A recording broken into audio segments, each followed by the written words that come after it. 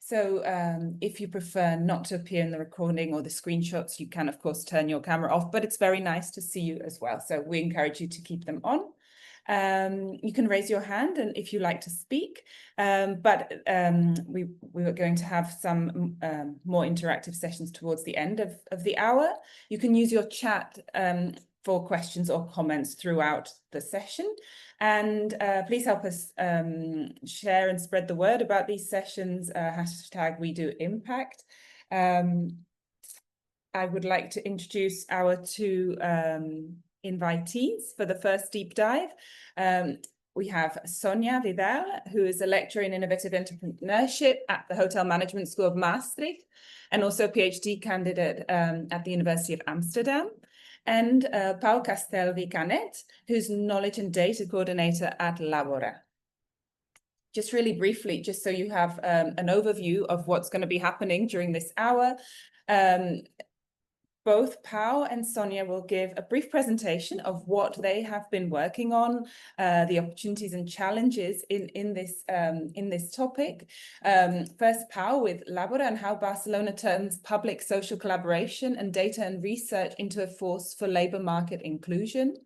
Followed by Sonia talking about scaling necessity-driven entrepreneurship. She's going to tell us what that is, and especially around this idea of using data-driven methods. The connecting point between both of them is employability and labour opportunities.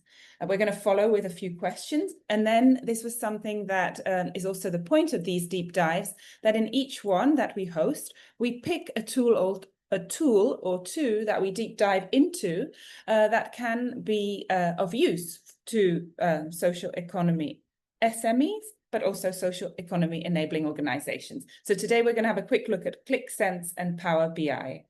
The purpose of these deep dive sessions is part of our wider DoImpact strategy, which is a longer learning journey. And we are aiming these sessions at SMEs like yours, but also social economy enabling organization, to kind of reinforce the topics that we're already covering in our learning journey, both in the transnational workshops, but also in the local workshops that are happening in the countries that are part of the consortium of the DoImpact project. So overall, both this year and all of next year, we are aiming to hold 41 local and regional training activities. This is one of them. The idea is to help accelerate digital transformation and data-driven innovation for SMEs and for social economy enabling organizations. That I know there's a bit of a mixed group attending today, and that's also the point. There is some financial support to third parties available to SMEs and support organizations. The financial support to attend our transnational workshops, we've just closed the call for Riga. So if you keep an eye on our LinkedIn page and also the web page, then you can see when the next calls are open. And in terms of local activities, for example, there'll be a call for, with financial support for an event that we're going to be holding in Brussels later this year. So without further ado, I will stop sharing and pass the word, please, first to Pau.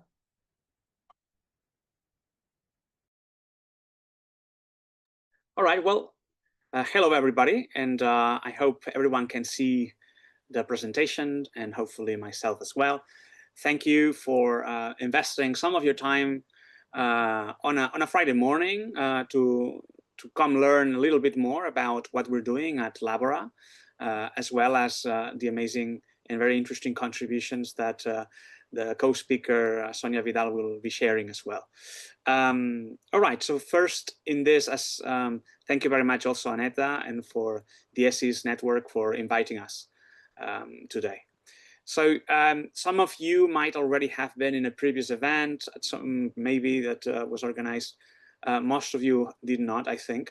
So let me just briefly introduce you to Làbora, right? Làbora is the public social partnerships. Well, first of all, we will introduce what Làbora is, just a brief overview of objectives. We will introduce what Làbora is, all right, with some very, very brief look into results and impact, and particularly what Làbora does differently in terms of data and knowledge to other active labor market policies, right? And then in the second part, after we've also had the chance to hear Sonia and to have a Q&A, we will also take a deep dive into, as Aneta said, ClickSense and Power BI.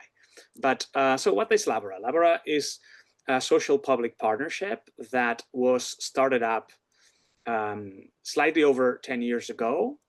In fact, we've had our 10-year anniversary recently, coming out of the economic crisis in the Barcelona area, and all over, in fact, that had been happening and originated in 2008. At some point, the City Council of Barcelona realized it wasn't just enough to try to tackle long-term unemployment, structural unemployment in the traditional way, because this wasn't sufficient. They realized they needed to come up with innovative solutions, and they needed to answer to the situation that was happening as a city, not just as a public administration, but as a city. And so they got together with some of the main federations of social sector organizations, especially specialized in unemployment. And so they came up with this innovative new public policy that is basically a co-created policy. So most of the funding comes from the Barcelona City Council, but it's a co-created policy between the public sector and the social sector, aiming at improving employability of people at risk in the city of Barcelona by empowering job seekers and employers to training, counseling, support. And what's interesting is the approach is more relational. So because of this partnership, everyone tries to contribute what makes them special or what makes them especially suited to contribute to facing unemployment, right? And so we have community-based organizations that very much know, every single, let's say, zone in Barcelona, district, right?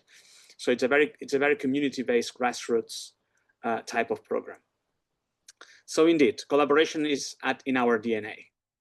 And just to give you a brief overview of the methodology that we use, so the social services in Barcelona refer us to the different people at risk, that job seekers that reach out.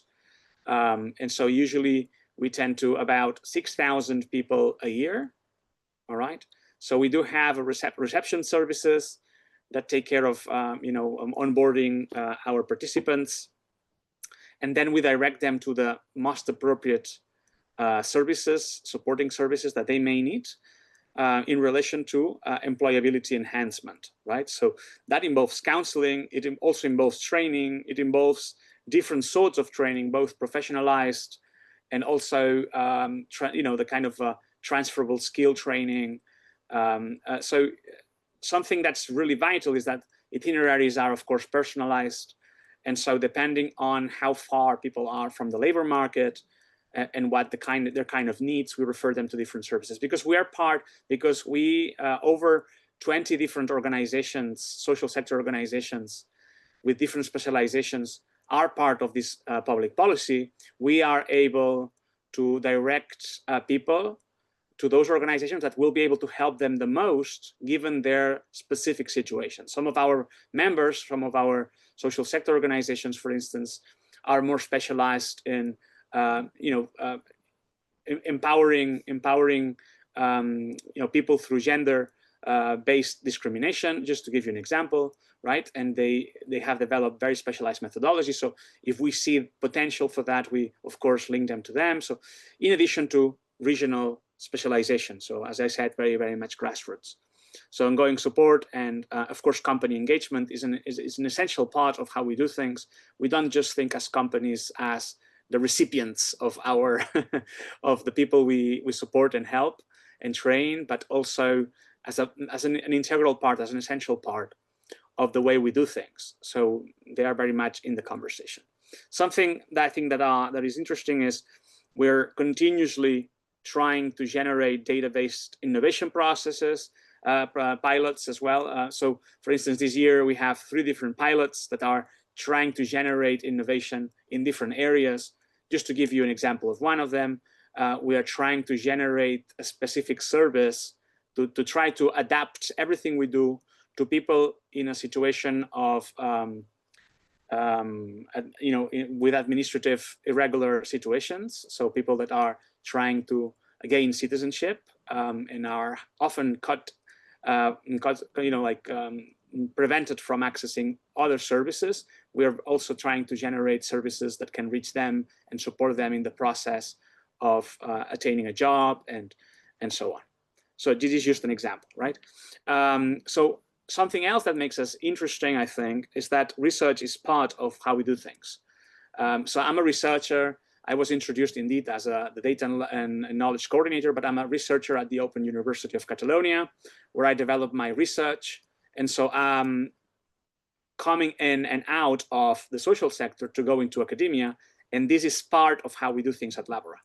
And not only that, but we're also very much like external researchers to be part of how we do things. So we just had a couple of years ago, we had this audit by, just an evaluation of our public policy by an external group of researchers. And so that's the kind of thing we're looking for, because that allows us to improve. And so research is part of the way we do things. Paul, 2 minutes, please. Yes. No, that's okay, because that's in this first part, I'm only introducing you to let's say the basics of the program. So this is the press conference of when we actually did that presentation of the evaluation. And so just to give you a few numbers, all right? So 60,000 participants, over 60,000 participants in 2015, 70% of which are women. It's not particular, it's not that we say, oh, we only want women. It's that the kind of dynamics that makes someone very much suitable for our program to help and make sure that we can help them. Sometimes it means long-term unemployed people. Sometimes there are more women, unfortunately, because of gender discrimination and dynamics. And so that's just the data we get, right? So indeed, more than 1,000 placements a year. So our external review concluded that for every €1 of fund, invested funds, we are able to generate indirectly and 4.5 euros in impact. And so compared to other ALMs, public policies, we're able to generate 8% more of a probability of being employed when joining our program compared to other programs, and 12% more probability of getting a full-time job compared to other programs. And so that's, I think, a nice way to look into the first things, the first basic presentation of Làbora, right?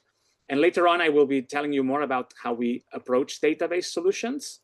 And just to give you a glimpse, basically we generate a live platform that has all of our data, which means that we need to use a way to show our data, right? Dashboards, etc. That is also based on the cloud, right? So for that we use ClickSense, and later we'll be discussing this. Through that we generate a lot of many reports every month, as you can see, up to 160. And so that's just how we do things. Later on, I will tell you more about how we do things, and we will look into these 2 examples after the Q&A. So thank you very much. And now perhaps we can give the word to Sonia. Thank you, Paul. And thanks for, we're cramming a lot into the hour. So thank you for giving the overview of Làbora. I think it's necessary. And then the focus is really on how you're working with data. So Sonia, over to you, please. I'll share my screen.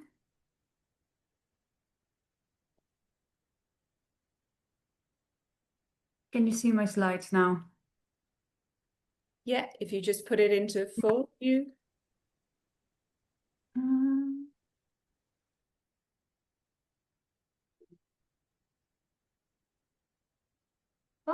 Whatever.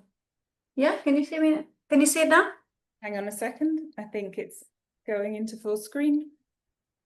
No? It's not going into full screen, but if you like, would you like me to share? I'll try once more. Can you see it now? It takes a little while for us to see what you're seeing. Hang on. No? Oh, Should I do it? yeah, maybe. Thank you.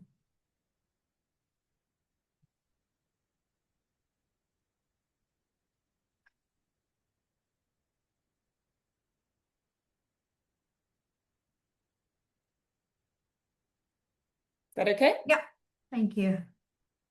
Right. So today I'll tell you a little bit about a research project that I've been a part of for the last 7 years, more or less. So quite a long time frame. The article resulting from this research was published this summer. And we look at what we have labeled necessity social enterprises.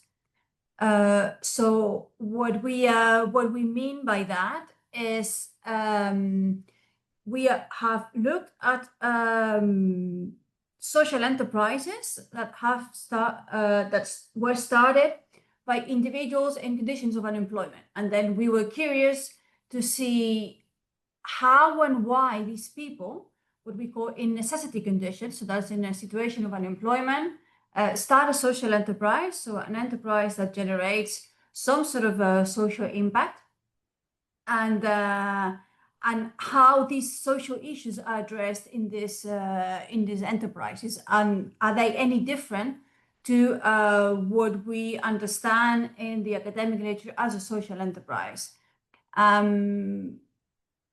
Why was this a problem, and why did it deserve some academic attention? It's because the literature on necessity entrepreneurship, so when somebody in unemployment starts an enterprise, it has been naturally linked to for-profit businesses. So businesses that are exclusively concerned with generating an income. And we thought that was a problem. We thought that sort of instinctively, it wasn't right. And then on the other hand, the literature on a social enterprise also assumes that social enterprises, so social enterprises that do well for society, in society, can only be led by people guided by moral principles. So by a sense of doing good for the world, ignoring the effects that it might have on the person themselves, on the entrepreneur themselves.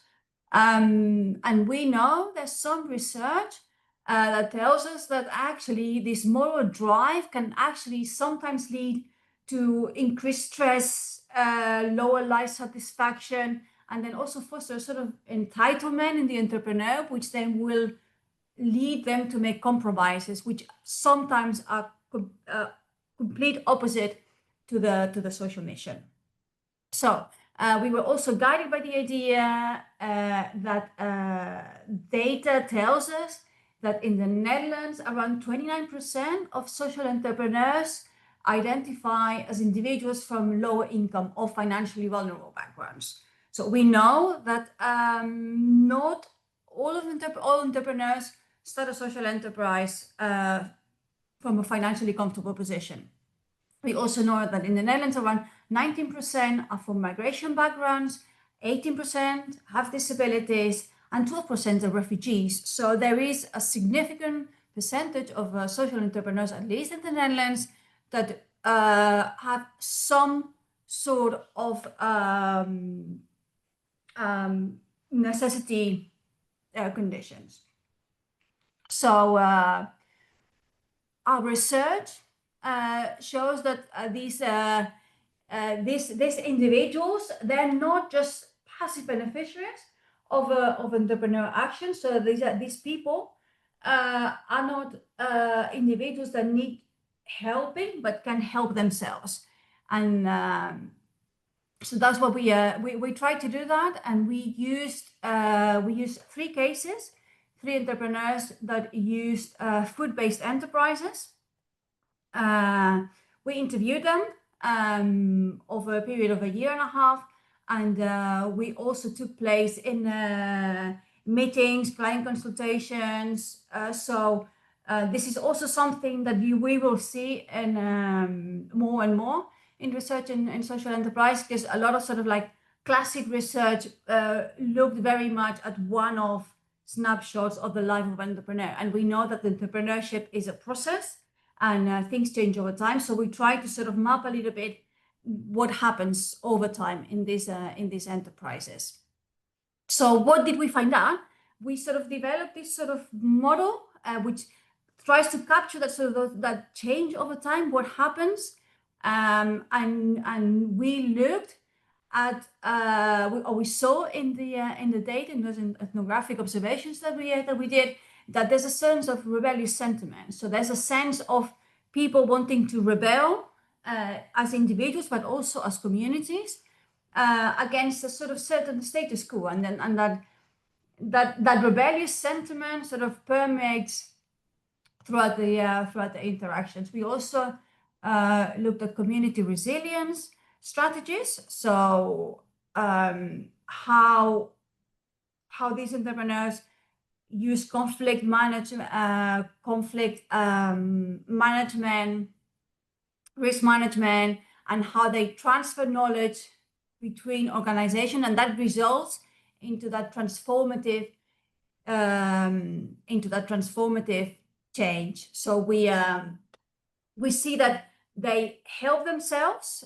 So that's the idea of self-actualization needs, and through fraternity links with other organizations, come at a collaborative more with other enterprises. So it's like we saw that by helping themselves, they collaborate with other organizations, which then leads to social impact.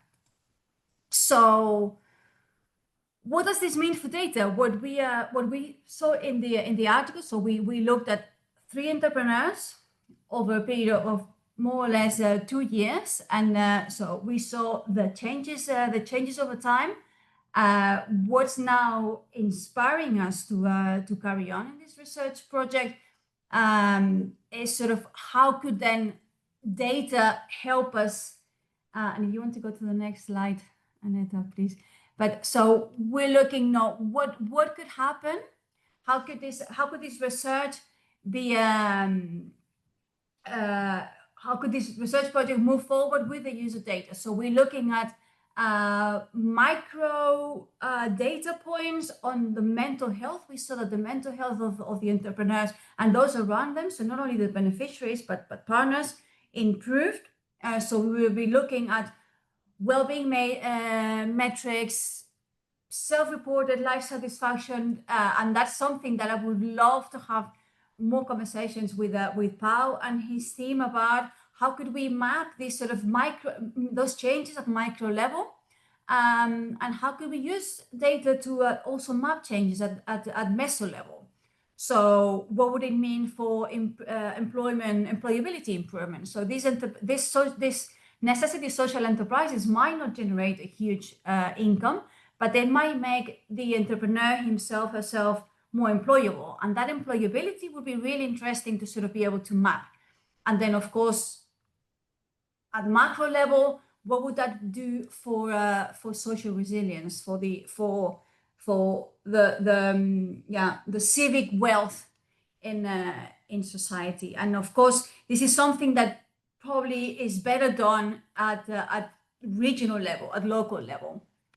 But yeah, this is something that it would be fantastic if we could move forward with somebody like Làbora. So that's this is more of a starting point, and I think that's I think this is all. Super, thank you. So now, just moving forward, the idea is to have a. I need to get out of full screen. Just 1 second. A few questions to you. I'm intrigued, Pau. You highlighted, and you're also data and knowledge manager, and I know you highlighted in previous conversations as well how important it is to build knowledge, not just from the air, but actually from robust data. Can you share Làbora's way of working a little bit more with data and how that has changed or grown over time? Because I know you've also, as an organization, adapted as you've gone about this project. Well, thank you for the very interesting question. So super quick, just so we get through a few questions, if you could keep both of you your answers just to a few points, that would be fantastic. Yes, of course. So the point, so indeed, Làbora started in relation to data and how we manage data. It started not that far off from other programs. So, you know, often public policies and programs like Làbora that are tending to their ALMs, so active labor market policies, traditionally working on activation, they usually have had data to justify their activity, to know a little bit more about their users, to track, and so that's the conventional way policies and programs often use data. At some point, strategically, the management of the program, which as I shared earlier, is both composed of social sector organizations as well as the Barcelona City Council, who's supporting and leading this policy, started opting for a more comprehensive and strategic use of data. So how can we use data to not just analyze how we've been doing, but also to generate prospective insights? Now, that is when the association with knowledge throughout these 10 years has been becoming more and more important. So the program has hosted two industrial PhDs over the years. I'm one of those. I'm the latest of the industrial PhDs hosted through the program. The point is that knowledge and so academic findings should influence the program the way it's structured. But the data we compile and the way we do it, so the system of indicators, for instance, that we're building now at Làbora, will allow us to monitor better how we improve and enhance the employability of people at risk. But for that to happen, you see, so it's important for a public policy to both learn from what's been developed before by other studies, academia, other programs. So that's what we call knowledge, right? So we need to learn from that and implement it in our program. And we should also share what we're doing, right? Knowledge transfer. And that's a big part of what we do right now. So we are both taking in knowledge and also generating knowledge for other organizations. And because of this public social collaboration, we think that this is a multiplier dynamic. So when we share knowledge, many other organizations can benefit from what we're learning because we don't keep it to ourselves. And I guess that's also like a fundamental way of working that the social economy sector has in terms of co-creation, sharing. And I'm going to ask you a little bit later about what you think about open data. But first, over to you, Sonia.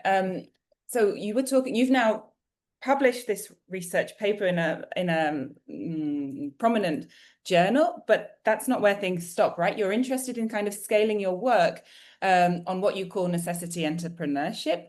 And I would like to know, I mean, in one of the slides, it was a little bit indicated, but just highlighting what kinds of data or indicators do you feel or find is most useful? Yeah, I think that meso level is really interesting. I think sort of how starting a social enterprise based on your own needs. That's something that we saw in the people we interviewed and people we followed. The social enterprises they started had to do directly with the needs they were experiencing, and that gives a sense of empowerment, which is really powerful and should and could be measured, and what impact that could have on the long term for the employability of people, not just the entrepreneur themselves, but the beneficiaries, those people who are held by, and also the ecosystem that's built around it, and mapping that those employability indicators would be fantastic. Of course, at micro level, we have mental health indicators, life satisfaction, which is what we should do in a welfare society. At macro level, we want to be progressive. We know that humans interact in certain ways, and we know that organizations thrive when ecosystems are collaborative. So, but if I was to highlight one, it would be that meso level, sort of. And it feels a bit like a crusade. It feels like we think too much about entrepreneurship, about the short-term impacts that are generated with entrepreneurship, and actually it's more about the right of people to create something that's unique to them through an enterprise that may or may not generate income, but may, but for sure sort of, improves the life circumstances of those involved. Thanks, Sonia. I think it's also this point, no, that you've made to me previously, that research takes time, data collection takes time, and in this moving world with so much pressure, both on universities, researchers, socioeconomy sector, we are under pressure to create and create reports fast. And actually, I think what both of you are saying, that this is a slow process, and working with data, especially if it's going to make sense and be ethical and generate benefit for the beneficiaries, is a slow process that needs to be approached in that way. Just super side note, those of you who are listening, if in the meantime you would like to introduce yourself in the chat, or just say who you are in the written chat, you can go ahead and do that. It would be nice to know who's in the room with us today. But going back to open data, we talk a lot about Indo Impact, about use of data, using open data, but actually it is not easy. And I would like to ask you, Pau, you've had some challenges with kind of this idea of being able to use open data. Could you share some of those, and what's the kind of way forward around that? Well, so going back to my earlier explanation of where public policies come from in terms of data, usually data was used for justification purposes, right? So you had to justify public money, so to say, and programs traditionally offered some reports, even a closing report, which of course might have been open to the public. That's where that's where public policies have traditionally been.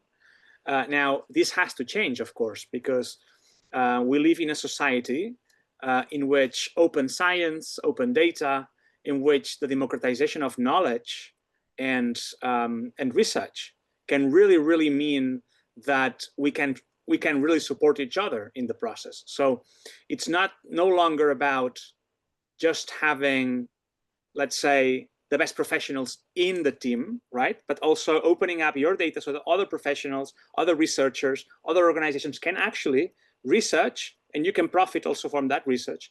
So it's, let's say, a quid pro quo process all across the board, right?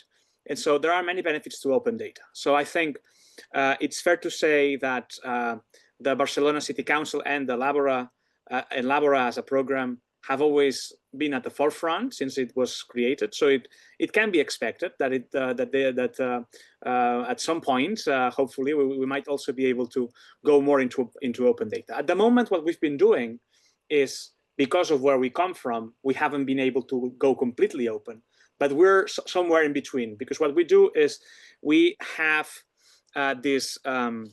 we use a cloud-based solution for sharing our reports and our data live. So it's every day it's updated, let's say, with different dashboards that we will be looking into. And so what we do is we have over 600 different stakeholders all over the city of Barcelona that get access to our data, to our reports, all right? And so what we do is we strengthen and we provide food for thought and analysis for all of these different stakeholders in the Barcelona City Council, in the social sector, involved in Làbora, that altogether profit from having access to this data. So what this shows is a lot of promise, because if we're able to take this one step further in the future, what could we do next? I mean, perhaps even a data observatory for the employability of people at risk in the city of Barcelona could be somewhere on the way. But this is something, of course, that the Barcelona City Council, will need to lead and so on. And as social sector organizations, we are there to contribute to making this possible. Because as you all know here, those of you part of the social economy, we all thrive from the collaboration that we're able to have between one another. That's part of our DNA. And so I think that is definitely something. Open data is one of those contributions that we can help the public sector adopt as socially enabled organizations, because social sector enabled organizations, because we are very much used to this collaboration, very much used to opening up everything we have so that others can benefit from it. Mm-hmm. Thank you, Paul. I've noticed that there are quite a few comments and questions in the chat, but I would just like to give the word to Julia, who patiently has her hand up in the audience. If you can say which organization you're from, that would be great. I'm Julia. I am a social entrepreneur. I have a startup called Kubri that actually support migrant integration in the labor market in Italy. And Sonia studies was very interesting. So actually after this meeting, I would also like to have a conversation with you, because actually your study kind of described my journey. So it's very much interesting when actually someone picture what you've been through with a lot of ups and downs. And regarding to what Paul said about the study, I was actually interested in understanding if the public sector partnership that you describe is actually connected also with any kind of private sector funding, and if only the public sector funding are considered a fragility to some extent, a vulnerability that could depend on, the political direction that the region has in that moment. And if the private sector somehow has seen value in what you're doing in a way that could actually reward it financially, and if you had a thought in the hybrid model, private-public sector collaboration. Thank you. All right. Should I take this one, I guess, because you also, thank you very much. And thank you very much. Julia, I think. Yes, right, Julia. I think that it's a very interesting question. And of course, I'm inclined to agree that if we want to generate maximum impact on the inclusion of people at risk in the labor market, as well as in terms of social impact, taking this collaboration forward into new avenues where private partners are part of the solution we offer, even more than they are right now, that's excellent, that's interesting. So at the moment, indeed, they are part of our formula, even though this is a public social partnership. And so social sector organizations and the government of the City Council of Barcelona got together 10 years ago and started this up. But private companies are an essential part of our day-to-day. And that is so in a number of ways. First of all, of course, they are part of our day-to-day because we have an entire team of business engagement specialists that work with businesses to make sure that we're generating the best channels possible for people at risk of exclusion to get a job and to maintain and keep up a job in the long run in the private sector, in the extraordinary, the ordinary market, that's the open labor market, as it's called in English, right? And so this really means that we not only should we be able to, let's say, tell them our story and pitch, and hopefully they will accept and like what we do, but the other way around as well. We must learn a lot from them. So indeed, it is actually very common for us to carry out surveys on a regular basis, and as well as other types of research to try and understand better what their needs are, what their interests are, where they think we should be going. And so this is an essential part of what we do. Thank you. Moving forward, perhaps we could even go further. There are other programs that have been best practices that have been involving businesses even more in the decision-making process. I think we are somewhere along the way to that direction. Thanks, Paul. I want to pass the word to Sonia as well. Just in the chat, there are questions for you, Sonia. In your work, researching social entrepreneurship in the Netherlands, have you engaged with Social Enterprise Netherlands or been able to utilize the data collected in the Dutch Social Enterprise Monitor? That's one question from Toby from the Euclid Network. Aura Fundación in Barcelona would like to connect with you. We'll make sure that we connect who's participating in the Zoom, so hopefully we can carry on the conversation. And Federico from Politecnico de Milano, a question for Pau, but maybe we can also answer this one in the chat, Pau. Did this data effort change the way in relation you've worked with other partners? I mean, I think you've touched on that partly in what you've just said, how data insights are influencing the relations in partnerships, like working with open data, talking around data. Is that also kind of changing the way we're working with each other? And I can see, Sonia, you've already replied to Toby. So just, yeah, I'd like to say, can I just say something? Of course. Just the research project started before social enterprise started collecting data on necessity conditions. So it was it was a huge boost for the research, because when we started finishing the draft for the article, social enterprise started publishing this data. So it was a huge validation for our work. So I really hope that we can, as we move forward, we can use more of that data. Just wanted to say that. And great that you're here, Toby, by the way. We were just, actually, I just met Toby yesterday at the European Social Economy Week in Murcia, which was a big event. So yeah, happy that we've reconnected. I'm just aware of the time, and I think it would be a shame because a lot of our stakeholders actually highlighted that in these sessions they would like to touch on the actual tools. So we can always stay online a little bit longer, but just for out of politeness, this session is an hour. I would like to move to the next agenda point, which is around the tools that we are deep diving into today, ClickSense and Power BI. So Pau, I know you and your colleague are going to be co-sharing this the screen. Over to you, please. And just being aware, we're at 10:48, so I don't know, 10 minutes would be great. Brilliant. Well, I tried to answer to Toby's message on the chat as fast as I could, but now I need to shift to this section. So yes, thank you for for the questions. I think they were really interesting, and they highlight the sort of forefront mindset in the audience today when it comes to data. So now we're going to be looking into two specific tools we've developed, resources we've developed using two different programs. So both are really interesting and very different at the same time. Before I do that, my colleague Dago, who's also here, he's the data and knowledge officer as well at Làbora. And the interesting thing about Dago, by the way, since we're there, is that he's also teaching at the University Pompeu Fabra in Barcelona. So this is just to give you an example of the kind of profile we have, which is very much mixing both research as well as the practice, social action practice and data, right?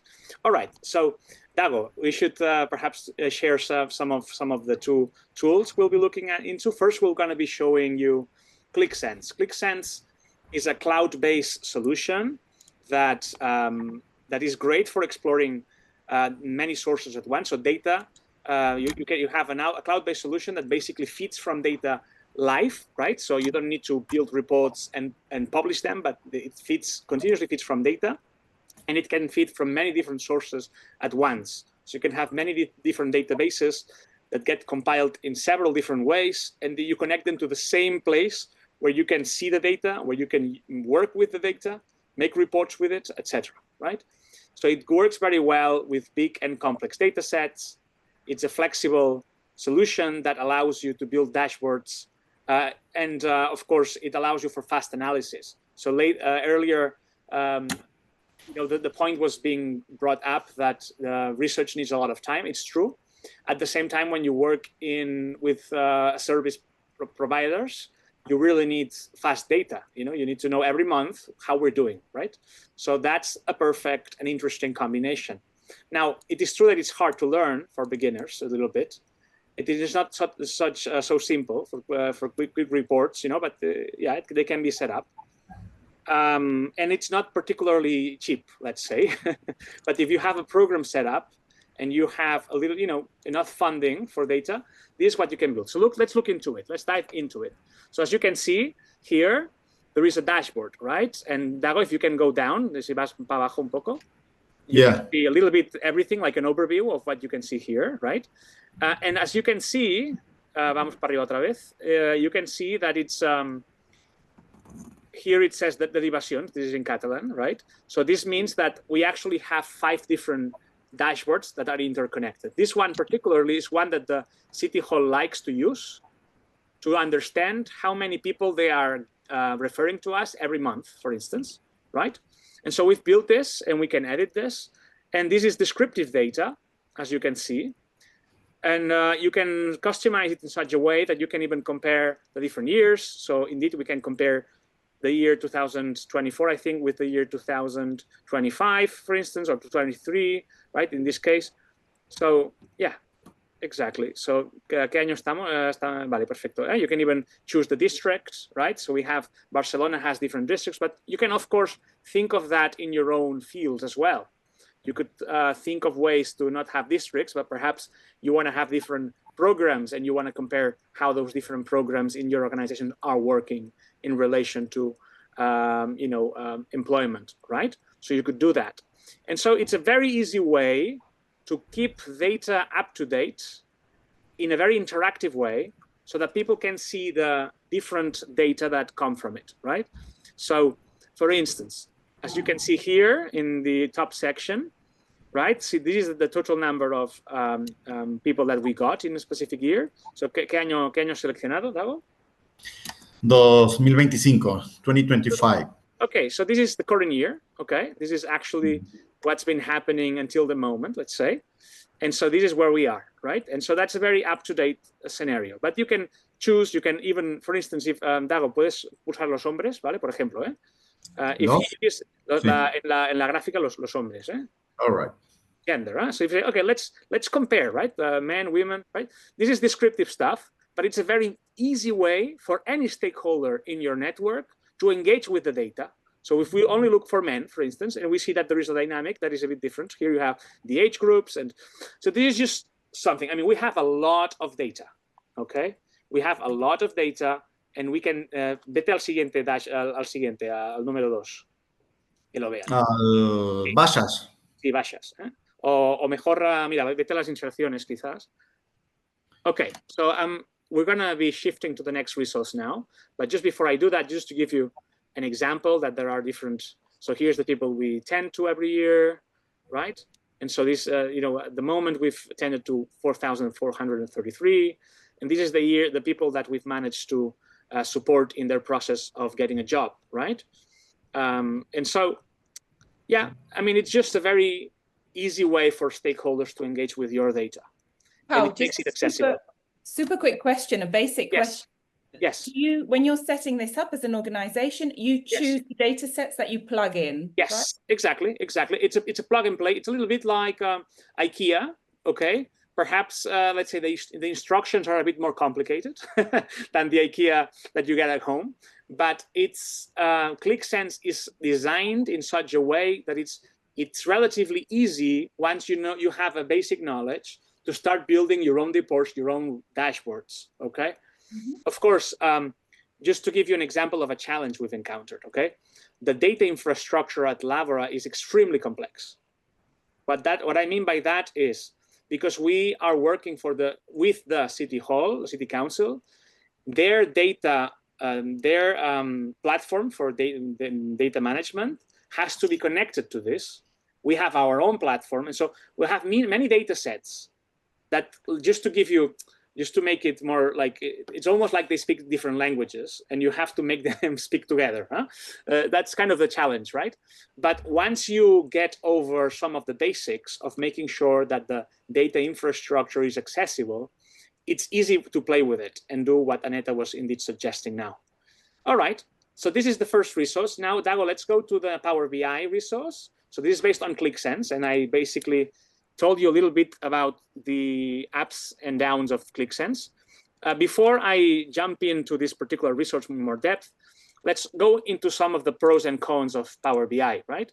So Power BI, some of you might know it because it's a Microsoft native product that works smoothly with Excel, with Teams, with other Microsoft tools, all right? It's cheaper and more flexible with licenses than many of the other programs in the data management world and data visualization and data analysis. it's very easy for non-technical users. It's easier than ClickSense, okay? And it has a lot of community, so it's easy for you to learn from other users, which is very nice if you are a small enterprise, right? And you don't have the sort of budget to go to more expensive sort of providers. The issue oftentimes is that it slows down with large and complex data sets, and that it gives you less freedom to build very customized visuals, although it's a lot, you have a lot of freedom, honestly. There is a lot of potential into it. And so if you are in the Microsoft ecosystem, it makes a lot of sense that you start there, okay? Also, I mean, you can, as I said earlier, ClickSense, it works with, it's a cloud-based solution, right? Which means it's very handy because it means the data is live, updated, okay? Now, this is not the case necessarily for Power BI. Most of the users that would be using this on a first-time basis wouldn't be using a cloud-based solution. It would require integration with databases online. I mean, it can be done. It's not necessarily as easy to set it up. And so let's just say that if you are a basic user, ClickSense gives you a dynamic and up-to-date database, and Power BI works with a more static kind of database where you have an Excel and you create a report or what you have in front of you. So now let's deep dive into what this is.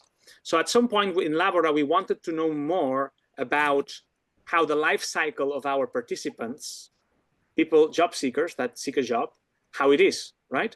So what we created is a tool for our teams and stakeholders to be able to browse and explore for themselves.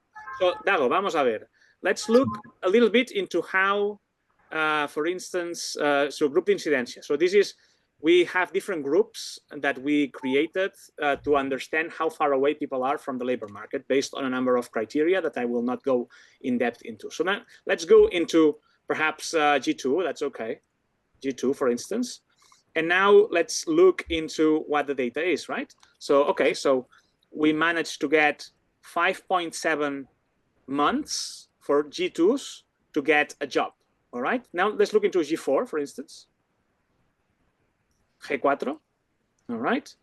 So 7.6 months. As you can see, as I told you, so the people that we have categorized under G4, which is people that have more difficulties attaining a job, the average for them to get a job is 7.6 months of being part of the program. Now, if we look into G1, right? G1, huh?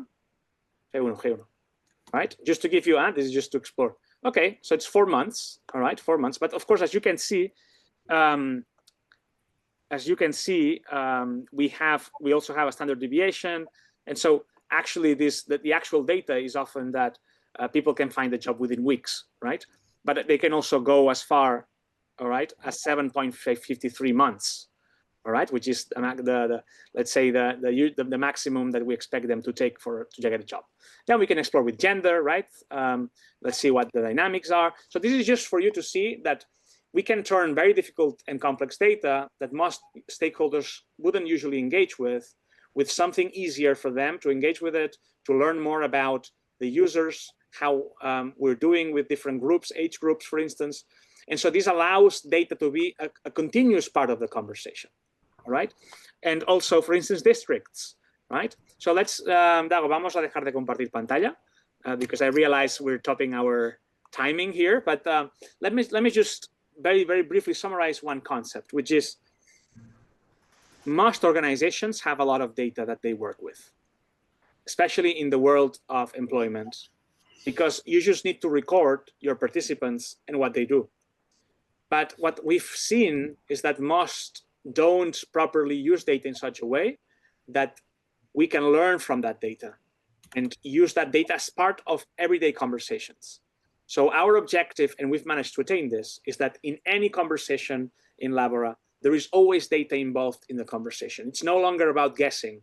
It's about, okay, this is the data we have, and therefore this is the decisions we should make.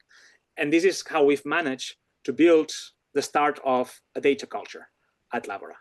All right, thank you very much. No, thank you, Pau, and also to your colleague, Dago. I think really challenging to show 2 tools in such a short time, but I think you've done it really well. I think it's left us with a lot of questions perhaps and inspiration to start learning a little bit better. I don't know in the group of attendees today if you have experience of using these tools, but there's a lot of reactions here. So I think it's been really helpful. Brilliant. And I'm just quick check into the chat. Yeah, we have a few minutes left really to wrap up. I think we're going to keep this at an hour. The idea with this is that these are deep dives. There are more opportunities to connect with the project, Do Impact. There's the transnational learning journey. I would invite you all to have a look at our LinkedIn page and the website. Anna, if you could help me and just put those links into the chat, that would be fantastic. We're going to be hosting from DIASIS. We're in charge of these European deep dives. So there are going to be 6 more scheduled over 2025 and next year. So keep attentive, follow us on LinkedIn and on the site that Anna's just sharing.